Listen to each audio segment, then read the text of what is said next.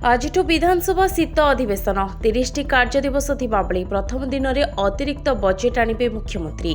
मोहन सरकार को द्वितीय अधिवेशन आरंभ सरकार को घेरवा तैयार विरोधी।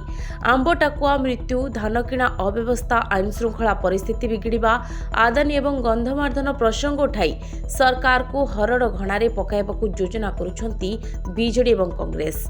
अन्यपटे विरोधी प्रसंग को काउंटर करने को सजबाज करिछि बीजेपी। गृह राज्य सरकार 5 मासर उपलब्धि निर्वाचनी प्रतिश्रुति पूर्ण तालिका रखिबाकू स्थिर करिछि बीजेपी।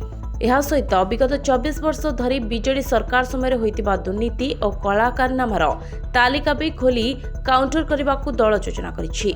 गृह कार्य आरंभ दिवंगत सदस्यों पई शोक प्रस्ताव आगत हेबो। Bureau report, Dinalipi live.